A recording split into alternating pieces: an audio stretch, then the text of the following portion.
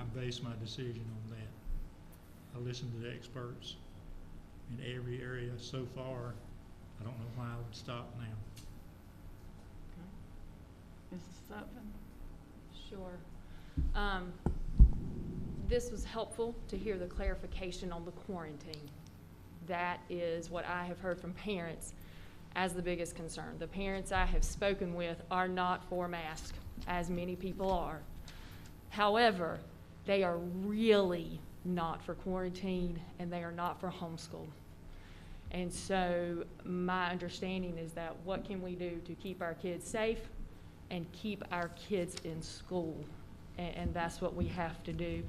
Even in talking to people who have been vaccinated, who say, wait a minute, I've done what I'm supposed to do.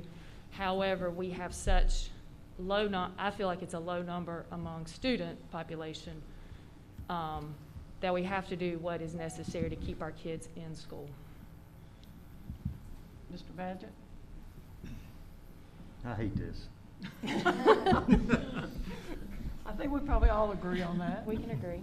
I think when I ran for this office, I didn't run for it for what a lot of people might think, to sit on a board and make decisions and have all this power. I ran for two things: our kids and our staff. And I think our two jobs should be, number one, keep our kids safe and our staff safe. Number two, based on what we saw last year, we've got to keep our students in school. They can't learn at home. We've seen the proof of that. And I believe with the quarantine, Mrs. Sutton just said, we run a risk of sending classrooms home. There's been a lot of discussion, and we've all got the emails. Every one of us were copied on most of them, that there's no proof that masks work. I'm leaning on a different direction than that. I think if you look at what happened with Surry County schools last year and the number of students that we were able to keep in school because we did have masks, that's a lot of good information to me. And then if we look at what happened this summer when kids went home and didn't have masks, look at the numbers. I just think if there's a chance that we can save one kid from getting sick, why would we take the chance? I don't, and I've got 2 daughters that teach in the system, my wife teaches in the system, and 2 granddaughters. I will do everything in my power to take care of them and keep them safe. So that's what I think our number one goal is. It's just my 2 cents. Thank you. Mr. Bowens? Well,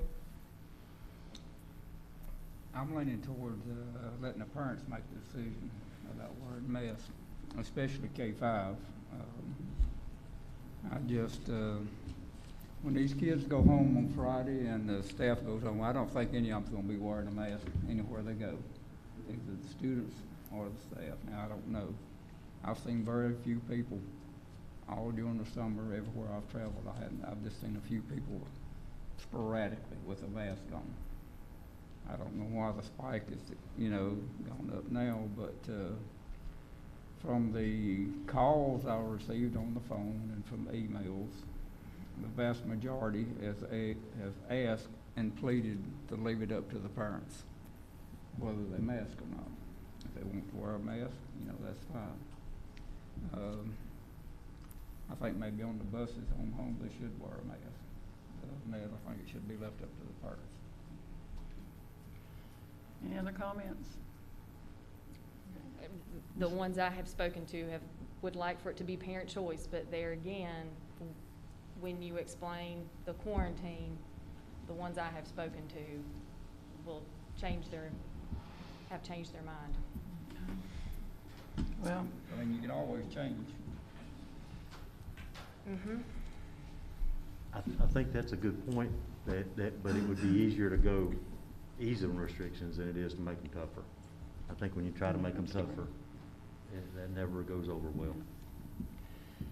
Well, at this time, I'll entertain a motion.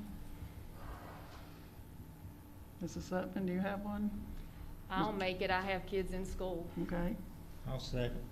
Well, she hadn't made one. I hadn't made a motion yet. You don't know what I'm going to say. Just wait. Then we'll go from there. I hope I know what you're going to say. What's the motion, the mandate?